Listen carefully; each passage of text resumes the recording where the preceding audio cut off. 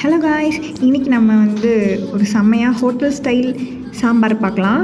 டிஃபனுக்கு எல்லாமே சூப்பராக இருக்கும். ஸோ அதுக்கு பாசிப்பருப்பும் துவரம்பருப்பும் ஊற வச்சு எடுத்துக்கிட்டேன். அது கூடவே வெங்காயம், தக்காளி, பச்சை மிளகா, தேவையான வெஜிடபிள்ஸ் நீங்கள் ஆட் பண்ணிக்கலாம். நான் கேரட், பீன்ஸ் போட்டிருக்கேன். இது கூடவே 2-3 பல் பூண்டு போட்டுக்கலாம். ஸோ போட்டுட்டு சாம்பார் பொடி, அதுக்கப்புறம் மிளகாத்தூள், கொஞ்சம் மஞ்சள் போட்டு ஒரு கிளாஸ் தண்ணி ஊற்றி ஒரு 5 விசில் வர வரைக்கும் வச்சுட்டு ஆஃப் பண்ணிவிடுங்க.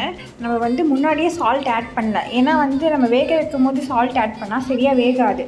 ஸோ நான் என்ன பண்ணேன்னா, அது இறக்கிட்டு ஒரு சுடு தண்ணியில் சால்ட்டை கலந்து அது கூட கிடஞ்சதுக்கப்புறம் இந்த சுடு தண்ணி உப்பு போட்ட தண்ணியை ஊற்றி நல்லா கிளறி விட்டுட்டேன். அதுக்கப்புறம் தாளிச்சிட்டேன். இந்த மாதிரி பண்ணால் காய்கறி எல்லாமே கொஞ்சம் சீக்கிரமாக வேகும். ப்ளஸ் உப்பு ஈக்குவலாக இருக்குன்றதுனால சுடு தண்ணி கூட கலந்து ஊற்றி ரெடி பண்ணிட்டேன். ஸோ நான் இன்றைக்கி சாம்பாருக்கு இட்லி செய்யலான்னு டிசிஷன் எடுத்திருக்கேன். ஏன்னா எப்பயுமே தோசை தோசை தோசை சாப்பிட்டு ஒரு மாதிரி இருந்துச்சு. திடீர்னு ஒரு இட்லி கிரேவிங்ஸ் வந்துச்சு.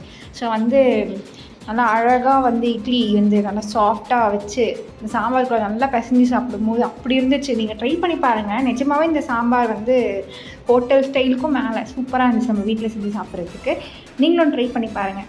இதே மாதிரி என்னோடய சேனலில் நீங்கள் டெய்லி வீடியோஸ் பார்க்கணுன்னா சப்ஸ்கிரைப் பண்ணி வச்சுக்கோங்க.